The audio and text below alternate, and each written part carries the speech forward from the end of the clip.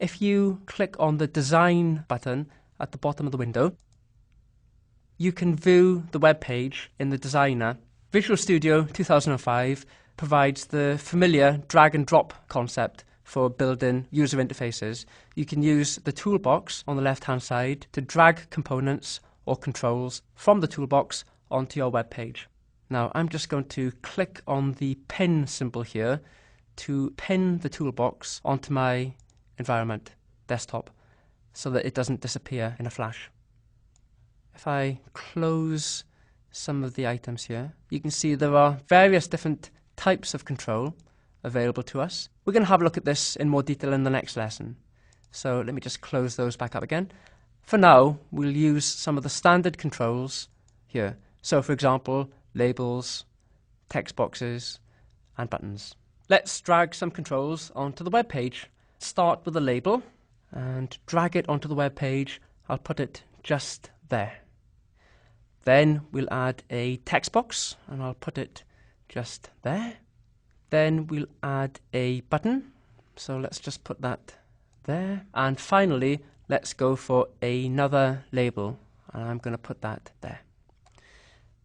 Now, if you're familiar with creating Windows applications, you might expect to be able to drag and drop the user interface components anywhere you like on the page. But you can't do this with ASP.NET by default. So for example, if I try to move the button to lower in the page, I can't. It doesn't let me do it. It organizes the controls in a flow layout from left to right and from top to bottom. The reason for this is to avoid browser incompatibilities when it comes to absolute positioning for controls. The standard workaround, if you do want to control the user interface layout, is to put your controls into HTML tables, and this is what we're going to do later on. For now, we'll leave it as it is, and we'll just set some of the properties for our controls. When you select a control, you can use the Properties window to set properties on that control. So let's select the label. To view the properties for a control, you right-click the control and select Properties, and the Properties window appears in the bottom left-hand corner. You can view the properties alphabetically or by category. In my display, currently, they're displayed alphabetically. If I want to view them by category, I can click on this icon here, and it will then display the properties according to their category.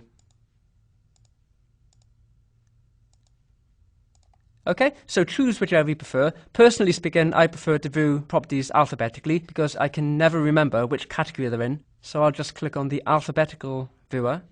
The first property we need to set is the ID property. This is the programmatic variable name for the ID control.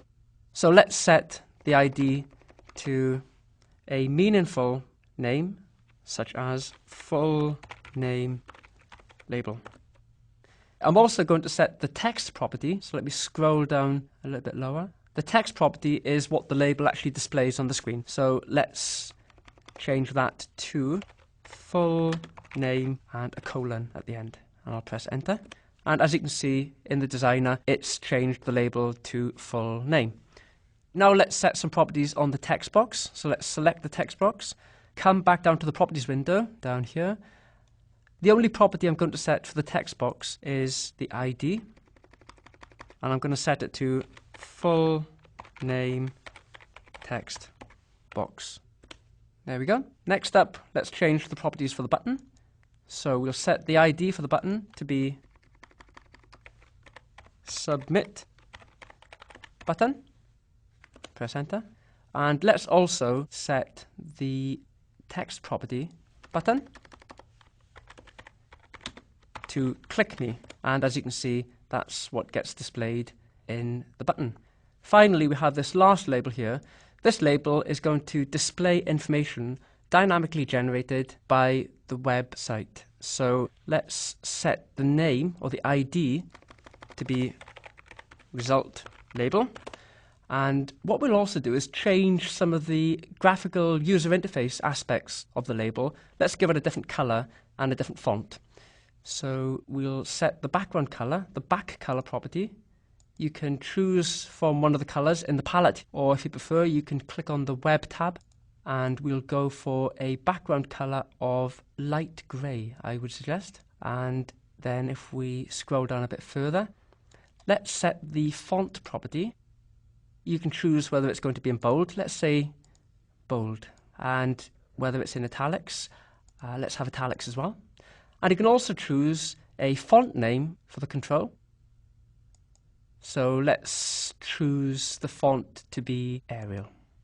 And one more thing, let's set the font size to be slightly bigger. So let's choose large as our font size. There we go. So that's the properties for the label. Just finally, I'm going to remove the previous text for the label and replace it with something a little bit more meaningful at this stage. The result will be displayed here. So let's see what that looks like in terms of HTML markup. If we click on the source link at the bottom of our designer page, you can see Visual Studio has added various controls, HTML markup, to our web page. So we have an ASP label, and the label specifies the ID that we gave. Run at server, again I'll explain what that means later. That's the text property that we set for the label. Also we have the text box element. It contains the ID that we specified. It also contains a run at server attribute, and that's just a non-breaking space for the text box. That's the empty content for the text box. Then we have the label, and the label contains result label as an ID, and it has a background color that we specified, and various other properties such as bold, italic, and font choice. Just one other thing, if I press enter at that point, you can see there's a button here. The button will be clicked by the user and will cause a postback to the ASP.NET web page running on the server. Just one other thing, what we can do at this point is to tidy up the user interface slightly. If I go to the end of the label tag, I'm going to add a line break, angle bracket, BR, close angle bracket.